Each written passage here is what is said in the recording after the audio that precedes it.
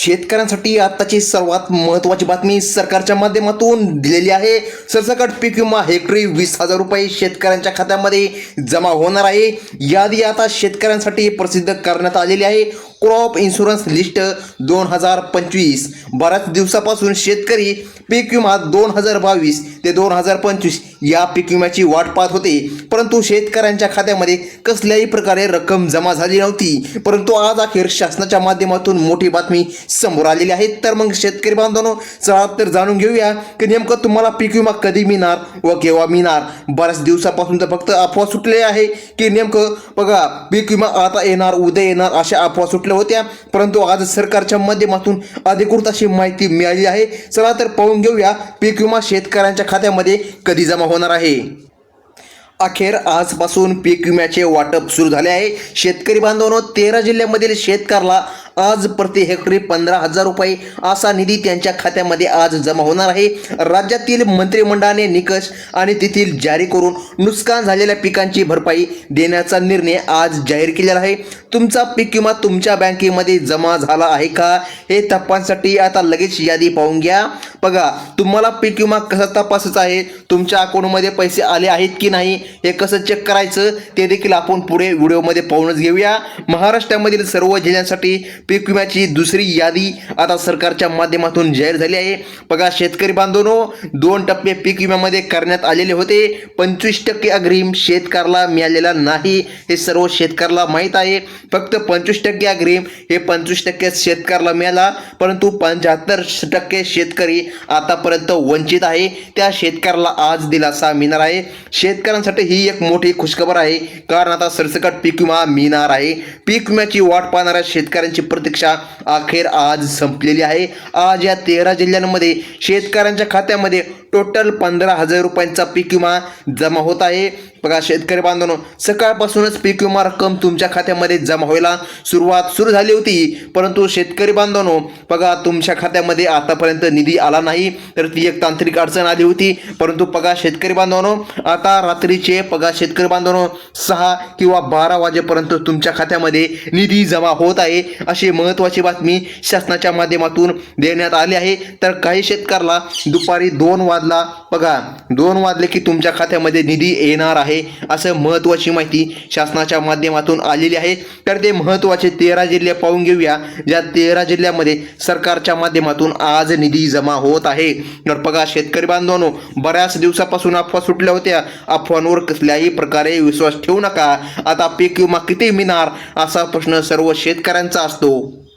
तर मग शेतकरी बांधवांनो, काही ठिकाणी सकाळपासून त्या ठिकाणी पीक विमा पण जमा झाला आहे, तर काही ठिकाणी लवकरच पीक विमा जमा होणार आहे।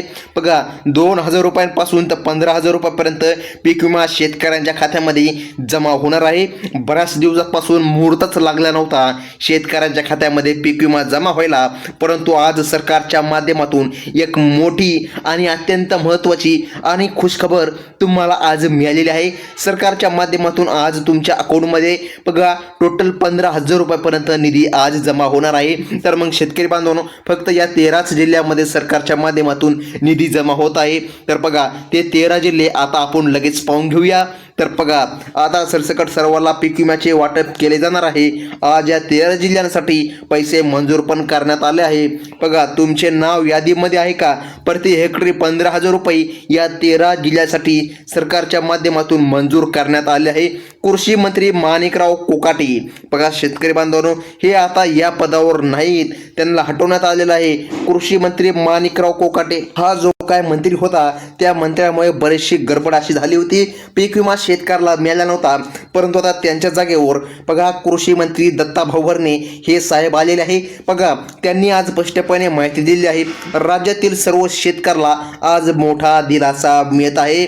तर बघा कृषी विभागाच्या माध्यमातून आता शेतकऱ्यांच्या खात्यामध्ये निधी जमा होत आहे, अशी महत्त्वाची माहिती शासनाच्या माध्यमातून आली आहे। राज्य सरकारने आज या 13 जिल्ह्यांसाठी 3,700 कोटी रुपये मंजूर केले आहेत। हे पैसे आता शेतकरी बांधवांनो बघा टोटल 3 टप्प्यामध्ये तुम्हाला मिळणार आहेत। म्हणजे की 3 टप्पे कसे बघा, आज टोटल 13 जिल्ह्यामध्ये वितरण सुरू झाले आहे।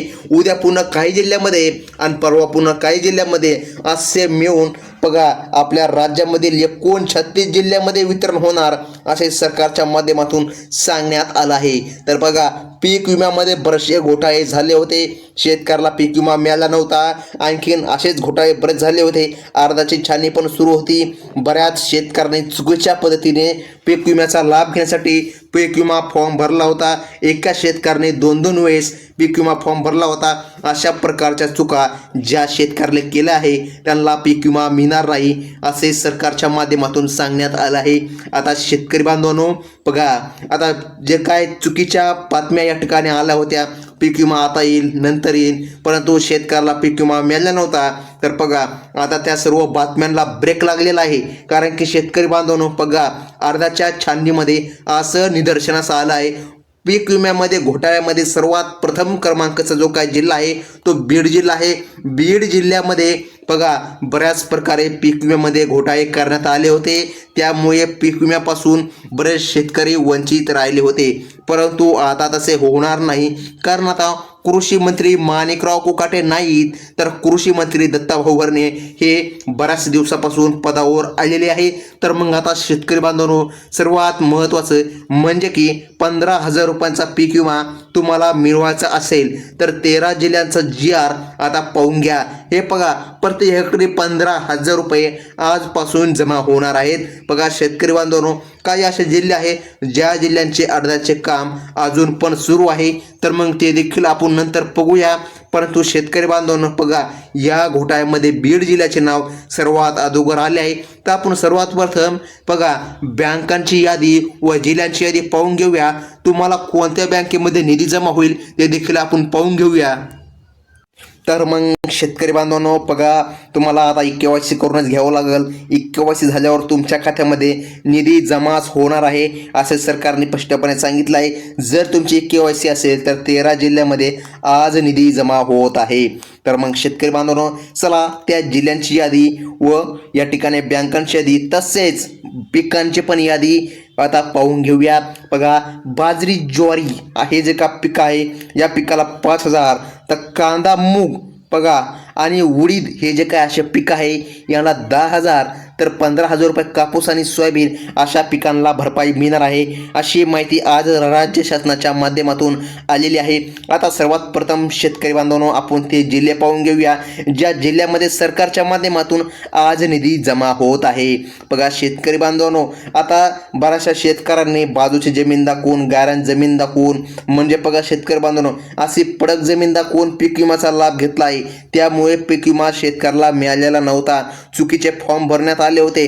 त्यामुळे या ठिकाणी बघा अतिशय मोठी या ठिकाणी अर्धाची छाननी सुरू होती. त्यामुळे शेतकऱ्याला कसल्याही प्रकारे पीक विमा मिळाला नव्हता बऱ्याच दिवसापासून. तर आता अर्धाच्या छाननीचं काम पूर्ण झालं असून आता शेतकऱ्यांच्या खात्यामध्ये निधी जमा होत आहे. आता शेतकरी बांधवांनो नंदुरबार, नांदेड, यवतमाळ, सिंधुदुर्ग, ठाणे, पालघर, धुळे, पुणे, लातूर, बुलढाणा, नाशिक, अहमदनगर, सोलापूर आणि सातारा या जिल्ह्यामध्ये सरकारच्या माध्यमातून निधी जमा होत आहे. बघा सातारा, सोलापूर, अहमदनगर, नाशिक, बुलढाणा, लातूर, पुणे, धुळे, पालघर, ठाणे, सिंधुदुर्ग, यवतमाळ, नांदेड आणि नंदुरबार हे 13 जिल्ह्यामध्ये तुमच्या जिल्ह्याचं नाव आहे का हे तुम्ही एकदा तपासून घ्या. तसेच काही महत्त्वाच्या बँकेमध्ये हा निधी येत आहे ते देखील आता पाहून घ्या. तर मग शेतकरी बांधवांनो बघा SBI ही जी काय बँक आहे या बँकेमध्ये सरकारच्या माध्यमातून सर्वात अगोदर तुम्हाला निधी मिळत आहे. म्हणजे बघा SBI बँक ही नंबर 1ची नंबर टॉपची बँक आहे. तसेच कोटक महिंद्रा बँक, जिल्हा मध्यवर्ती बँक, जिल्हा सहकारी बँक व बघा बँक ऑफ महाराष्ट्र बघा ह्या ज्या काय महत्त्वाच्या बँक आहे बघा आणि बँक ऑफ इंडिया BOI इला असे म्हणतात. तसेच शेतकरी बांधवांनो आणखीन पोस्ट बँक ह्या ज्या काय बँकी आहे सरकारी बँकी या बँकेमध्ये सर्वात अगोदर निधी जमा होतोय. जास्त टाईम न लावता आपण एकाच शब्दामध्ये सर्व बँकांची देखील यादी पाहून घेतली आहे. तर मग आता शेतकरी बांधवांनो जिल्ह्यांची यादी बँकांची यादी आपण पाहून घेतली. आता आणखीन एक महत्त्वाचं काम करून घ्या. बघा फार्मर ID कार्ड काढून घ्या. कसल्याही प्रकारे अडचण येणार नाही. तुमच्या खात्यामध्ये निधी जमा होईल अशी महत्त्वाची माहिती शासनाच्या माध्यमातून आली आहे.